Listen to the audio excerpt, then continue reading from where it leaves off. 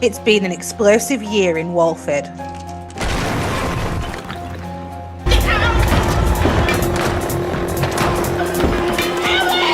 Henry Kofi Asare was my father. Get your filthy hands off me! We've had confessions. Because I raped her. I did it. I killed Keanu Taylor. Obsessions. I want more. She's addictive. So you do want her? That's the reason I slept with Junior. That's the reason this whole thing started. Do you know, sometimes I'm in bed with Junior, I close my eyes and I think it's bullshit. But now the votes are in. Welcome to the Albert Square After Dark Awards for 2024.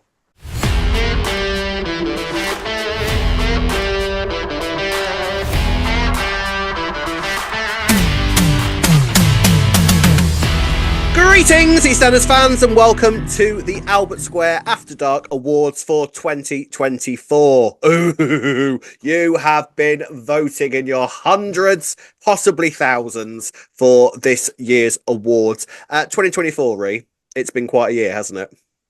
It has, definitely has been. Busy old year. When we were thinking of all the nominations, we were like, wow, quite a lot's happened this year, hasn't it? It's been a busy old year. Can you believe this is our second award show? This is how long we've been doing this podcast for now. It's our second award show. It's good, isn't it? Soz. Yeah, Soz. Look at us. Look at us being consistent, Rob. Always amazes us, however long. From here, it'll just stun us every single day how long we've been doing this for. Yeah, it will. It really will. There we go. So, you know why you're here. You want to know the results, and we have the results here for every single category. We should go through each one. We should give you the top three, and then we will announce the winner. But first of all, ladies and gentlemen, we're going to talk about the Platinum Star Award. So each and every week we give out a gold star each. This is to a character that has stood out to us that week. And at the end of every single year, that character who received the most gold stars will receive the Albert Square After Dark Platinum Star Award. Honestly, we don't just throw this together. There's a reason to our madness. Who knew? It's like a Blue Peter badge, Ree, this Platinum Star. It's a great honour. It's like an Albert Square After Dark Oscar badge. Yeah, yes, it really is. Blue Peter badge, yes. So, ladies and gents, the top three characters for the most golden stars given throughout 2024 in joint third position with 5 stars each are Denise, Cindy, and Elaine. In second place with 6 stars was Suki. And in first place with a pretty mammoth 8 stars throughout the year was Yolandi Truman. There you go. I mean, Yolandi well deserved. Totally well deserved, right? Yolandi had such an amazing period. Probably around, was it the middle of the year that the assault storyline happened and everything? And, yeah, roughly. And how amazing was Angela Winter throughout every single second of that? I think that was the main pull of it. Yeah, like she's been phenomenal this year, Angela Winter. Just? There was she really has. Yeah. There was a few weeks, I think, where she received both of our stars, and we try and kind of vary. Yeah, there were. We were like, no, she's got to get a double star this week. Yeah, so, absolutely. And very well deserved. Absolutely. So the winner of the Albert Square Platinum Star for 2024 was Yolandi Truman, and very, very well deserved. We move on now to Best Performance. So the nominees for Best Performance in no particular order are Angela Winter, Balvinda Sopel, and Kelly Bright. And the winner with a staggering 33.2% is Kelly Bright. Yeah, wow. There you go, Rob. I mean, hard to argue with that, really. I think Kelly Bright has played an utter blinder being an alcoholic, hasn't she? It's been stunning. She wasn't even in our top 3 gold stars, actually, No. Kelly Bright. No, she wasn't. What were we playing at? I know this is the thing, right? With clearly, I think the Gold Star is a different sort of beast. Yeah, I was to just thinking that though. Yeah, because it's best not for like performance. best acting, is it? No, Gold although I Star. feel like in Yolandi's case, it probably was in many ways. It's Well, interesting, isn't it, yeah. the way it sort of plays Yeah. out like that. But Kelly Bright has been absolutely stunning, right? She has Yes. knocked everything that she was given out of the park. Linda's alcoholism storyline has been so sort of difficult, and it's been really weird because it's actually been really difficult, but at times genuinely funny and kind of Yeah. upsetting, and it's just the whole range of emotions that you can give to an alcoholic Yeah. storyline. It's been amazing. Exactly. She's so good. She's so So good good. at acting drunk as She's well. so- Like it's not an easy thing to do, and No. she's just so Convincingly. good at doing it. Yeah, very convincing. It really is. I Very, mean, so- I thought this year, I've said, and I will argue this point quite happily, that I genuinely think that that Linda as a character has really come into her own since Mick left.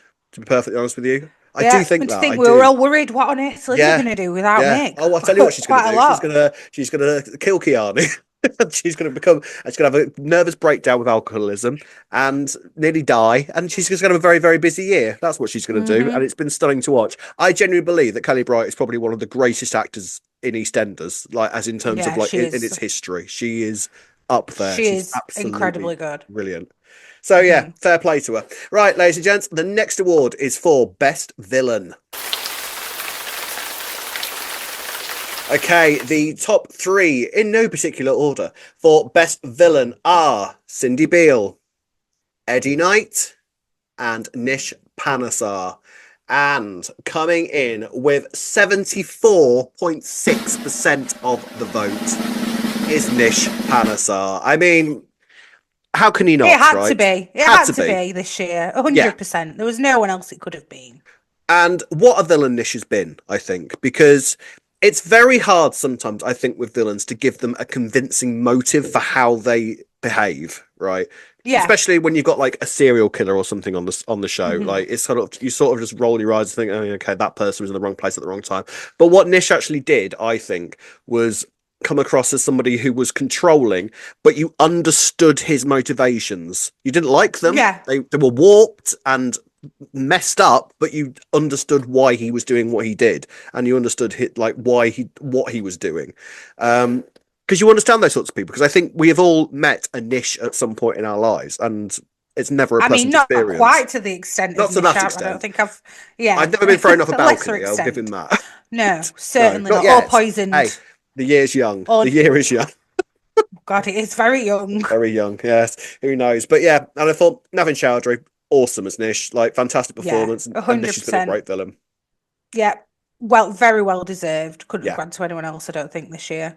No, absolutely not. Right, ladies and gents, the next award is for Best Storyline. The top three nominees for Best Storyline were Yolanda's sexual abuse, Linda hits rock bottom, and The Sixth Fallout. And the winner with 24.5% of the votes was Yolanda's sexual abuse. Interesting. I mean, do you know what? The one thing that's disappointed me about this year is that in award shows and everything, you know, the soap awards, the NTAs and everything, Angela Winter hasn't actually received any sort of like the big award shows. Angela Winter somehow has like always just slipped through the net of getting the awards that she so deserves. So to have that win Best Storyline, I mean, it's up there surely with the Oscars and the NTAs, right? No, like legit though. Like she really hasn't got enough credit for what she's done this. Well, for last year. Yeah. Hopefully, she might get absolutely. some recognition this year. We've got the Soap Awards. Yeah. Have we got the Soap Awards this year? I think we have. Think got we the have? Soap Awards this year. Yeah. Hopefully, that's where she's gonna, get all Sweep of the the board. awards. But then again, she's up against Kelly Bright as well. So who knows? right? Indeed. But I tell you what, I mean, that abuse storyline, Yes. it was great because I also kind of thought that the whole point of the story was just the frustration around reporting sexual assault and the justice behind sexual assault. It seemed right from the start that that's what the story was about. Rather, yes, we studied Yolanda's journey and what Yolandi went through during that moment, and Angela Winter was incredible throughout it. But I always felt that the story was more about victims as a whole and sort of like how sexual abuse can go on and sexual assault can go on for years and years and years unpunished, like just unstoppable, basically. Yeah. And how you might not be believed. I mean, he had a certain demographic that he went for, didn't he, Yeah. Pastor Gideon Clayton? So Yeah, indeed. that can prevent you from getting any justice as well. So, yeah. Talking of which, he was in the best villain nominations that we put up, and he didn't get anything, did he? It's interesting Gideon that, Clayton. isn't It wasn't it? in the top 3. Yeah, it's interesting because I always it's like what does a soap viewer want from a villain to see? Like, what do you consider to be a villain, and what do you consider to be somebody who is just a horrible person that's there for a specific reason? I'd say maybe a villain is somebody who has got more than one story about them. You know, like Clayton was brought in to do this and only this, wasn't he? Really? Yeah. So yeah. True. Yeah. But I also thought it was interesting the way that Clayton's exit happened, because I know a lot of people were really frustrated and kind of like, oh, is that how you're doing it? That's not the way I wanted it to go, with him committing suicide. And I understand that completely, but I think I also get that these people so often are utter cowards and they don't want to face up to what they've done. And I feel like so many assault victims and rape victims have to deal with the fact that that person will never receive full justice for what they've done. It seemed like quite a realistic way for it to go, I thought. Yeah, and then the survivors are then not receiving their closure because of it as well. Yeah, which is realistic. It is. I mean, I think it would have been a bit more controversial though as well from EastEnders to have taken it to court and for them to not get the justice in that way. As realistic as that would be, it would be quite a controversial thing to put out there, because then would they be at risk of sending out the message that even if you do report it, they're not going to get sent down for it anyway, so don't bother. That might have been the message that would get sent out with that. And yet, at the same time, that is kind of how it is if you look at the statistics. So it is, but you also don't. They also don't want to discourage people from reporting these things by showing, well, you're going to report it and that'll be the outcome. So in a lot of ways, it was kind of the best way to go with it, I think, in a lot of ways. As frustrating as it is to see, but again, that frustration I think was the gas of the story. Like that's what it was about. Like the frustration and that sort of feeling of, is anything going to be able to be done about this? That was the story, and I thought actually that came across really well within the writing and the story and the performances themselves. I thought they did really, really well with that, and worthy of the award. Agreed. And the next award is for Best Partnership. So the top 3 nominees for Best Partnership are Patrick and Yolandi, Ravi and Priya, and Eve and Suki. And the winner with 57.9% of the vote, Eve and Suki. I mean, are we surprised, really? Of course we're not. The Suki fans are a dedicated bunch. And you know what? I get it, because actually Heather Peace and Balvinder Sopal are fantastic together. They work really, really well. They are good. They are a great partnership, so I'm actually not surprised that they've won. Even if you're not a big Suki fan, they are a great partnership. So and I don't actually I don't see a huge amount online of people that aren't like that are against Suki and Eve together. You know, I think sometimes with pairings like that, you get people that just want to go against the grain and say, but actually, I don't see a lot of that with Suki and Eve. I think if only Nish was let loose on a keyboard in 2024, then we would what would he have said? People. Yeah, exactly. So the question now is, now Nish is dead, where do you see Suki and Eve going from here? Happiness, dare we say? Dare we argue? I mean, come on, they've got to, right? Even if it's just for a couple of months, because I can't be bothered to watch them suffering with anything else, if I'm honest with you. But I think obviously they're going to have to. It's a soap, isn't it? But you also got to think, after everything they've gone through to get where they are now, they're now married. You know, we are looking at Suki and Eve Panesar Unwin. All right, so you know what? I wouldn't be surprised if Nish has left a couple of little surprises from beyond the grave. You know, in a like will all or something. lined up. Yeah, maybe something somewhere. Like, you know, he planned Suki and him to have a joint funeral. Yeah, that would have been past him beyond the grave. Sorry, I can't get my words out. So yeah, has he got something else lined up that we don't know about? Maybe it's set, for all we know, he might have set Nugget as some other little mission whilst still meeting up with him. I won't be surprised by that.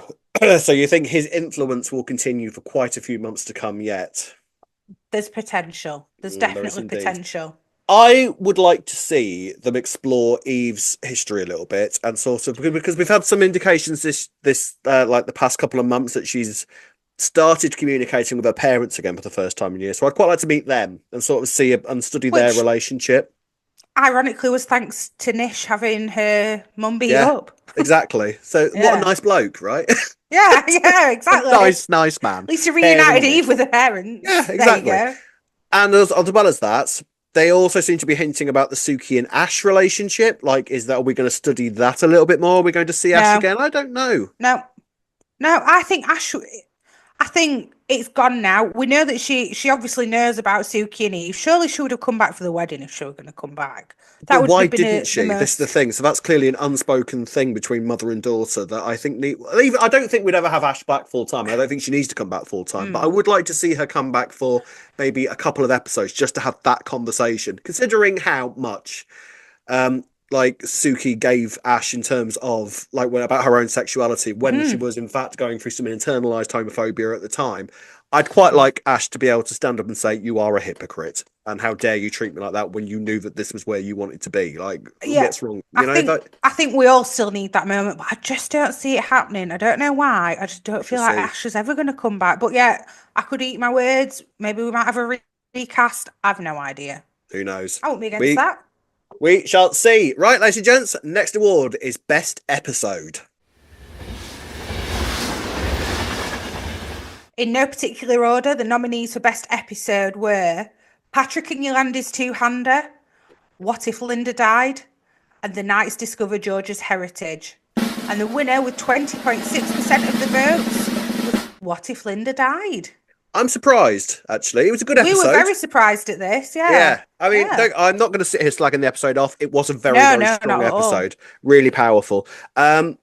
We were just surprised it won It the won. votes, weren't we? Yeah, we I thought know. it I might mean, be a but different one. again, I think this is because Kelly Bright won the best performance. So I think that together Yeah. it was very sort of a powerful episode, even though Linda was dead for most of that episode in theory.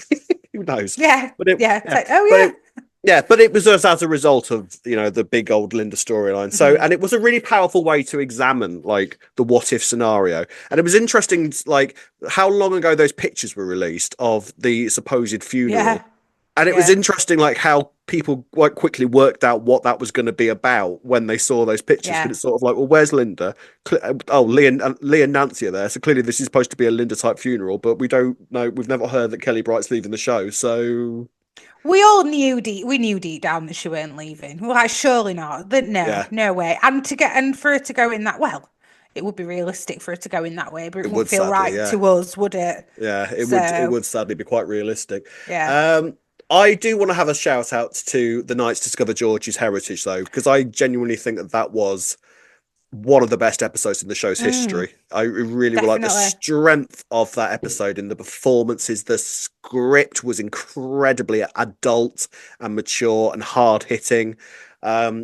And was so what EastEnders is about, just like those really in-depth, small cast, deep character studies. But I didn't just vote. It was all of you lovely people, and you decided What If Linda Died was the best episode of 2024, and fair play to it, I say. And the next award is for Best Writer. So the top 3 nominees for Best Writer were Brian Kirkwood, Lauren Klee, and Simon Ashdown. And the result is, with 42.6% of the vote, it's Mr. Simon Ashdown.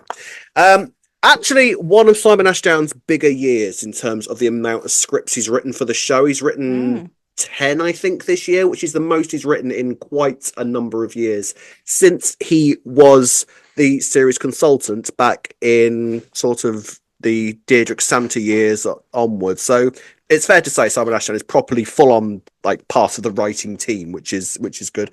And his episodes are always the ones that you sort of think, oh, Simon Ashdown episode, that means something big's going to kick off. And quite rightly, he's very good at that sort of thing, isn't he? They always have a lot of character depth in Yes. an Ashdown episode. You know that's what you can expect. Yeah. Yes. And a lot of answers usually. Yes. Oh, and a lot of questions starting up as well. Like, Well, and that, yes. it's interesting that they'll sort of give writers like specific storylines. Like Simon Ashdown has been quite instrumental in the Cindy Junior George type storyline. Lauren Yes. Clee was quite heavily involved in everything to do with Yolandi and everything like and all that sort of thing. And Brian Kirkwood's scripts, I mean, I always think are an absolute treat whenever they appear on the screen because they are very funny usually. He's normally I think it's fair to say that Brian Kirkwood is the filthiest writer on the EastEnders writing team because a lot of his episodes have got jokes where you think, how did they get that through the net? That's decent. But they're really, really strong, and it's sort of like, yeah, that's an old exec producer. Yeah, fair play to you. But Simon Ashdown, I love his scripts, I love his episodes, and I hope we see much more of him in 2025. And talking of what we want to see much more of in 2025, the next award is character we want to see more of this year. So the top 3 nominees were Felix Baker, Jay Brown, and Priya Nandrahart. And the winner with 58.5% of the votes, Priya Nandrahart. I mean, not surprising. Yeah, I mean, Priya is ridiculously popular. Like, people love Priya. Good, it's justified. She's a great an amazing character. She is an amazing character, isn't she? And she is so layered in what she can do. Like someone like Priya, you could give a super bitch story to, but you can also give her emotional depth, like when she's talking to Nugget or Ravi or something like that. Yeah. And you can give her the comedy stuff as well. She's a really funny character. And it's funny because sometimes we compare her to Janine, but then when you're saying the emotional depth, that's not something we'd necessarily get from someone like Janine, but I'd argue that you do get emotional depth with Janine when she's done right. I think it's very easy. But it's not as common as not as frequently as you'd get with Priya, I wouldn't say. But then again, obviously, they were different in many ways as well. They are, because it's interesting. When Priya first arrived, I was like, oh, we got a new Janine here. Oh, this is interesting. But actually, after 2024, it's kind of like, oh, actually, no, you're not. You're a lot softer than Janine. Like there's still a brittleness to you, there's a hardness to you, there's a grittiness to you, but you are not the super bitch who doesn't care about anybody. Like there was those moments when she was going after Nish, and you could sort of see that's something that Janine would do with her eyes shut. Janine, you know all what I mean? over. Yeah, exactly. Completely. Yeah. But also Priya was doing that for her family and was doing it for fairly selfless reasons. And actually,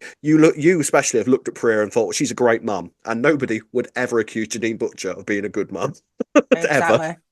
Years. But you know what? I'll be honest. Only because I feel like we've seen Priya a bit more recently. I was thinking that Felix might have won that vote.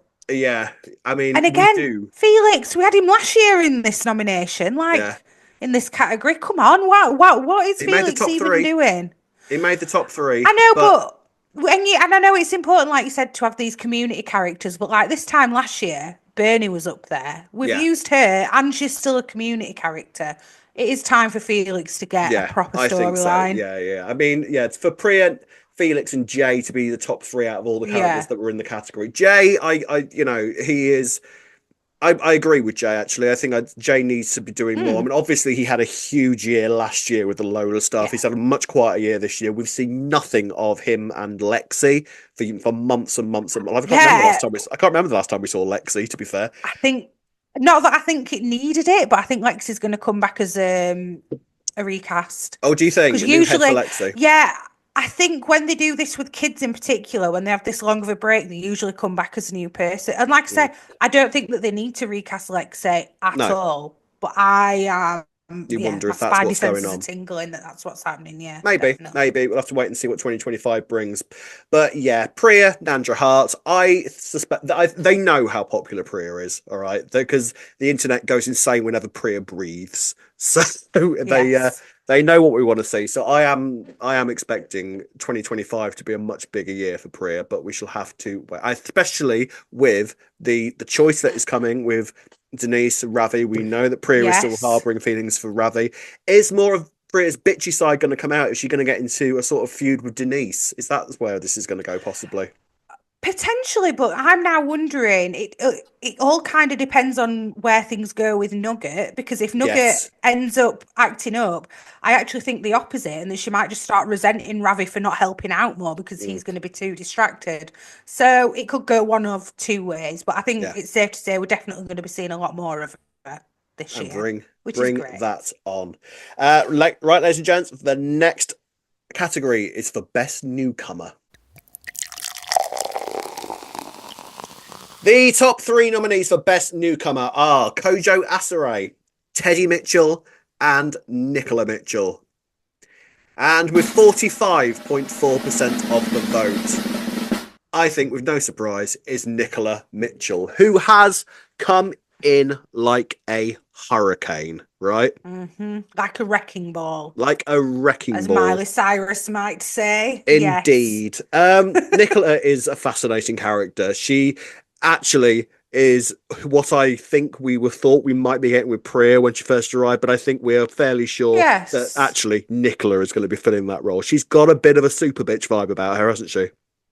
Yeah, she seems quite tough. Like she Yeah. won't take any prisoners. No, She tough. doesn't seem like somebody who'd feel any guilt about doing No. anything at Tough, all. ruthless.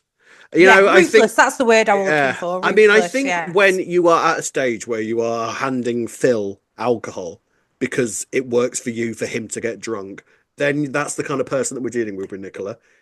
Yeah, she's I gonna don't do even think anything. Priya would stoop that low. No, if I I'm don't honest think she with would you. actually. No. And it's going to be really fascinating to sort of see what 2025 holds for Nicola.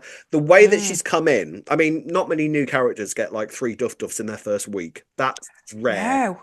So Yes. they've clearly got plans for Nicola, and I think 2025 will be a big year for Nicola, which is going to be interesting to see. But what will they have planned, Rob? Come on. Tell me. What do you think? I Go think on.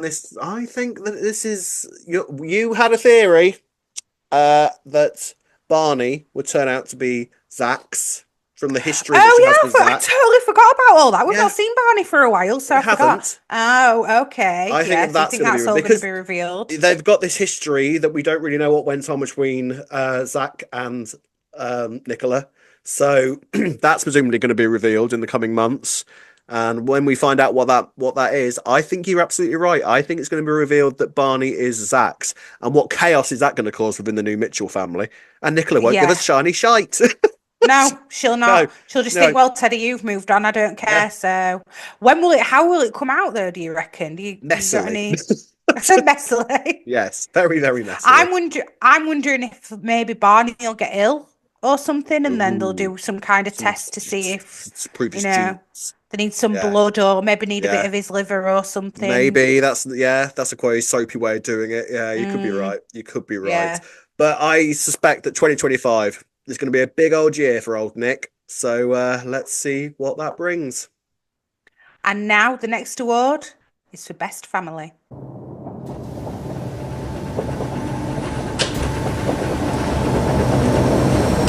Top 3 nominees for the best family were the Mitchells, the Panesars, and the Slaters. And coming in at number 1 with 47.4% of the vote, that's quite a lot, That's quite a lot. is the Panesars. Wow. Of course. I mean, they've had a big year, haven't they? They've had a really, very really big big year. year.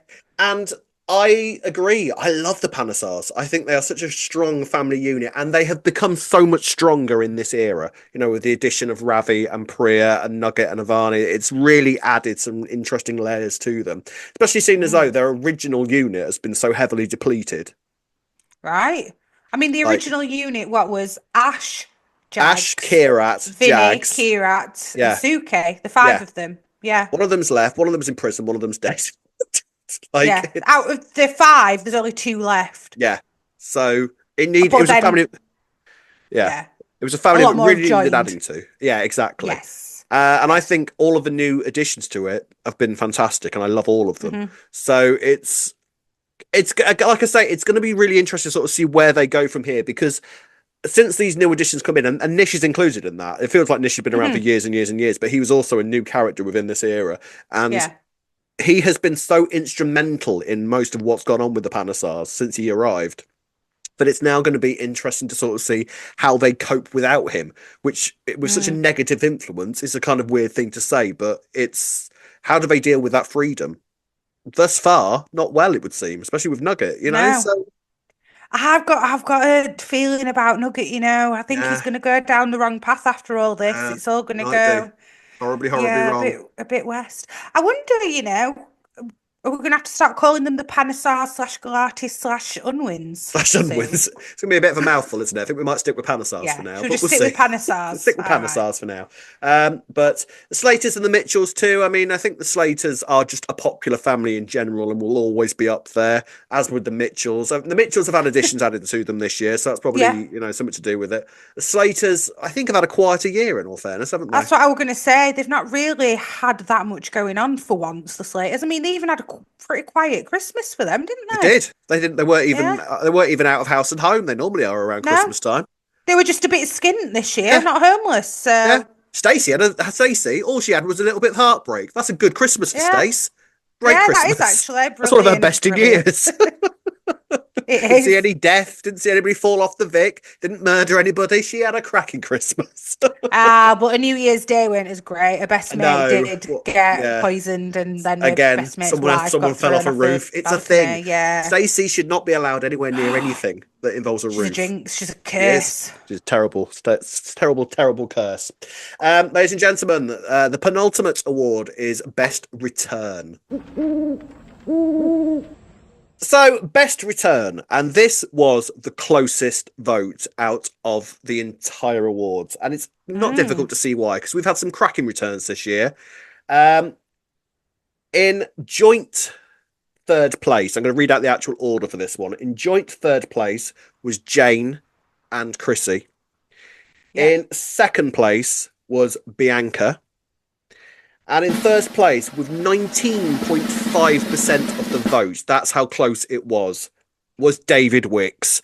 But I think a lot of people struggled to pick a favourite out of the returns this year because there's been so many, and there's more to come, as we well know. Yes. And I'd throw Nigel into that top three as well myself, but I think it was maybe a little bit Same. late in the process for the Yeah. returns. But wow, David was a great return to bring back though. It was a fun week when he came Yeah. back, wasn't it?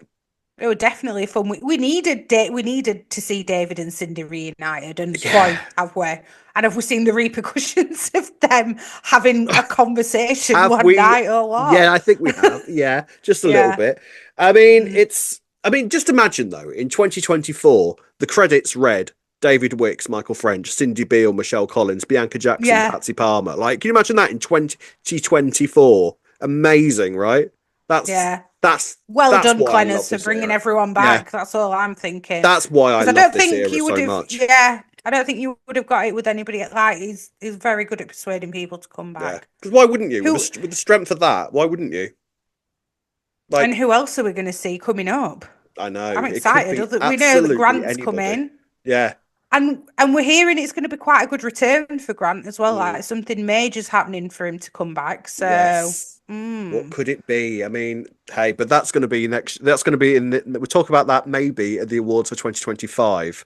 But it's going to be interesting. Yes, but as we keep saying as well, we're talking about best returns. I think Bianca's due. I think she could be classed as another return for 2025. Oh yeah, because the last time we saw her, she was locked up, surrounded by pots of wig, and now we don't know what's become She's of her. got a commode now. She Rob. has. It's fine. He ordered And one, probably yeah. from Amazon.com. And a tuba to play. Imagine And if next tuba. time we see her, she's been so bored that she's actually become like an orchestral level tuba player. I reckon she's not even shackled up. Like she's not tied up anymore because she's just accepted her fate and she's just in there tidying around all the things that is hoarded. Probably wearing Debbie's clothes by now. Let's Probably. be real, because what else has she got to wear? I don't think she had a puffer jacket in there with her, did she? No, but maybe she requested it and Reese felt sorry for her and gave it to her on Christmas Day. Could, yeah, I wouldn't be surprised by that. We do need to see Bianca though. I do feel like we Well- could have done with at least one scene. One scene on Christmas Day, like he brought her a turkey sandwich or something. and Yeah, chucked it back in his 100%. face. And then I could have got Yeah. all I wanted was flying poultry, even if it had been a Oh, turkey God, yeah, we sandwich still flying in didn't Reese's get it. face. A wasted opportunity.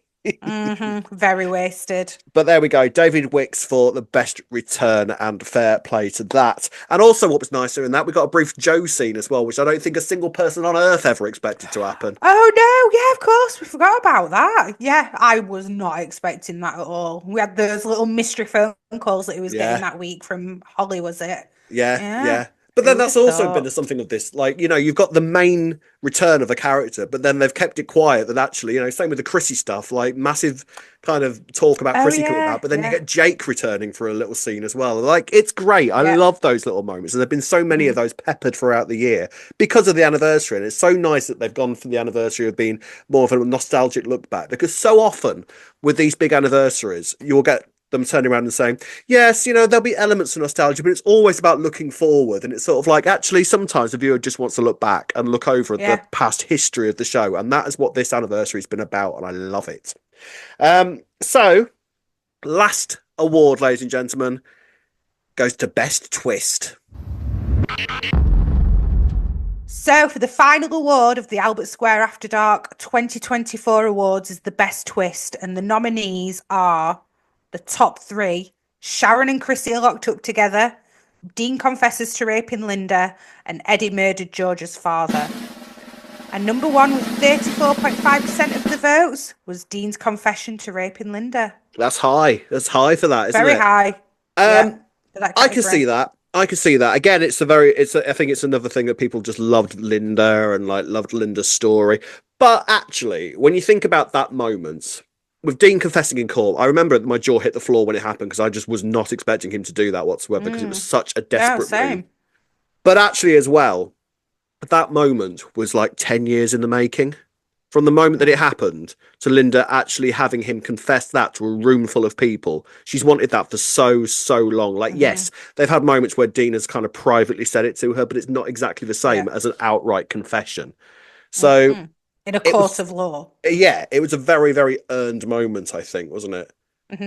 It's a shame that the reason why he did it wasn't genuine. It was still for Dean's own twisted way, weren't it? Where if I'm going to go down for a crime, it's going to be for one that I've committed. That was, I think, his reasoning why he confessed. But do you know what? Ultimately, he did confess. And sadly, it didn't bring Linda the closure that we all thought. It might stop her drinking, but I guess just because you've got some form of justice doesn't mean that you can undo the damage that was already done to her. Exactly. So, which has clearly been the case for Linda. Yeah, the other two, Sharon and Chrissy are locked up together.